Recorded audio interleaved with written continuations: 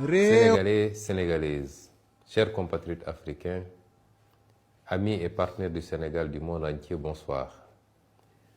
Je me permets, à travers cette courte vidéo, de revenir avec vous sur les derniers événements qui ont frappé notre pays, le Sénégal, et qui ont fini de révéler ou de confirmer au monde entier, mais surtout au peuple sénégalais, le véritable visage du président Macky Sall.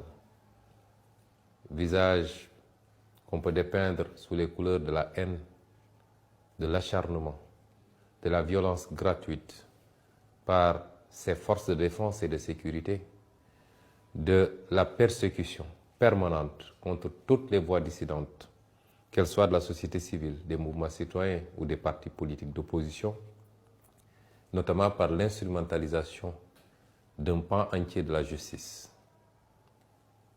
Pour tous ceux qui en doutaient encore, ce qui s'est passé aujourd'hui en est une parfaite illustration.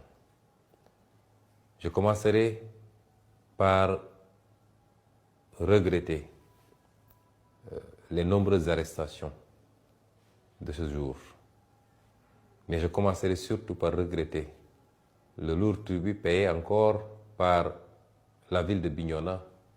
On nous signale 2 blessés graves, l'un ayant perdu un œil et l'autre ayant perdu quasiment son organe génital à partir des manifestations et parce que des balles réelles auraient été tirées par les forces de l'ordre. Ces crimes et forfaitures ne resteront pas impunis. Nous l'avons dit et redit. Tout ce qui s'est passé ces 12 dernières années et qui a occasionné de lourds dégâts, de lourdes pertes en vies humaines, en intégrité, en atteinte aux intégrités physiques, mais également en emprisonnement fortuit et gratuit, ne restera pas impuni. Chers compatriotes, ce qui s'est passé aujourd'hui illustre à suffisance tous les aspects que je viens d'évoquer. D'abord, ce qui s'est passé le matin en quittant mon domicile, où encore une fois, les forces de défense et de sécurité ont obstrué le passage pour essayer de nous imposer une trajectoire, un itinéraire, ce que nous avons refusé, allant jusqu'à heurter des véhicules de notre convoi.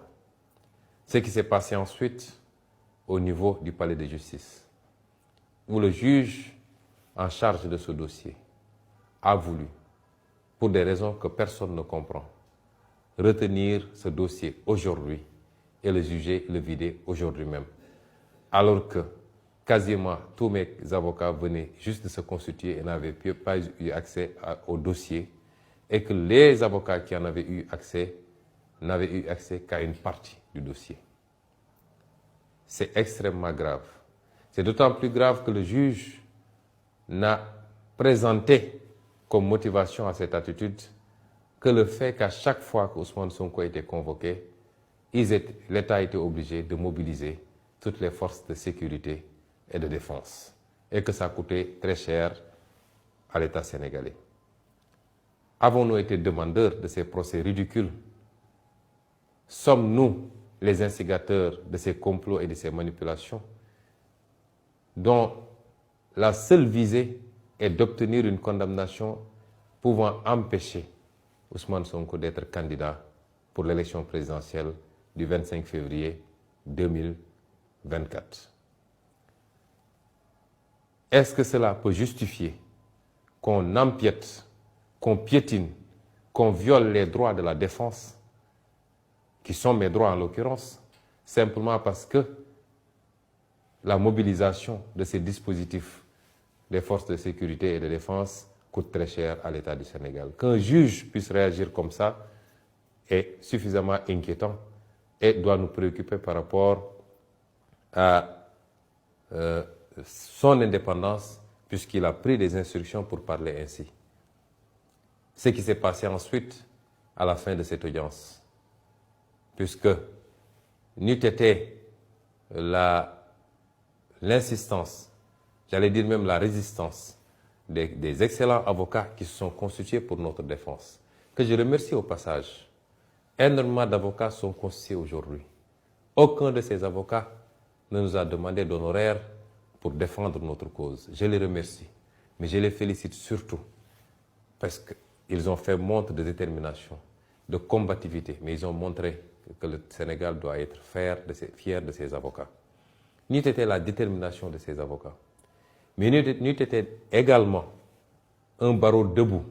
Et j'en profite pour féliciter M. le bâtonnier qui a pu intervenir pour insister sur le fait que les droits de la défense sont sacrés dans un procès et que rien ne s'opposait et tout convergeait, la pratique judiciaire et tous les éléments d'un procès, tout convergeait vers un renvoi, comme le demandaient mes avocats. Nous avons vu aujourd'hui un barreau debout, un bâtonnier debout. Nous attendons de la magistrature qu'elle soit aussi debout, parce que la justice est le pilier fondamental d'une république et la première garante de la stabilité dans un pays. Une justice couchée est un danger pour l'équilibre social, politique, économique, politique, géopolitique d'un pays.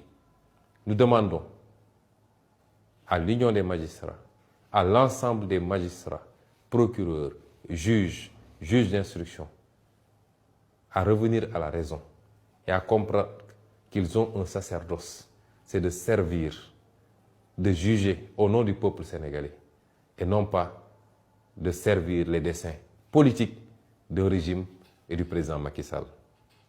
Ce qui s'est passé au sortir de cette audience, où le monde entier a pu voir toutes les entraves qui ont été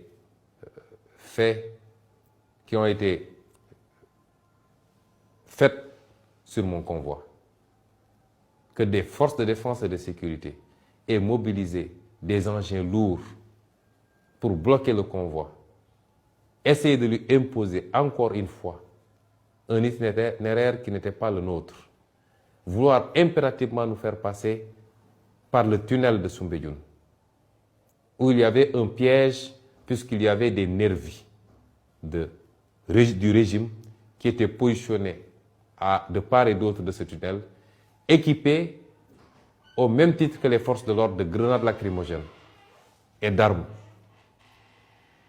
Ces forces de l'ordre ont voulu nous forcer à passer sous le tunnel, alors que rien ne s'opposait à ce qu'on puisse passer au-dessus du tunnel. C'est cela qui a amené le blocage du convoi, les jets de grenades lacrymogènes, et c'est ça qui nous a amené à la situation que vous avez vécue. Ces mêmes forces de défense et de sécurité ont voulu m'imposer de sortir de mon véhicule pour entrer dans l'un de leurs engins blindés. Ce que j'ai formellement refusé parce que j'ai quitté mon domicile en citoyen libre, à bord de ma voiture, accompagné de ma sécurité, pour aller au tribunal. Et je tenais à rentrer dans les mêmes conditions. Ce qu'ils m'ont refusé, allant jusqu'à exercer une violence inédite, inouïe, gratuite sur mon véhicule et sur ma personne. Le monde entier a vu des agents des forces de l'ordre casser la vitre de ma voiture, forcer les serrures pour m'extraire de force de cette voiture et me conduire directement à bord de l'un de leurs fourgons blindés. Ce que rien ne justifiait. Puisque si les forces de l'ordre veulent nous faire croire qu'avec tout ce dispositif qu'ils avaient déployé, ils n'avaient pas les moyens d'escorter notre convoi et de nous conduire à notre domicile, personne ne peut y croire. Le pire, c'est qu'aujourd'hui, on a vu des milices privées se fondre dans les rangs des forces de l'ordre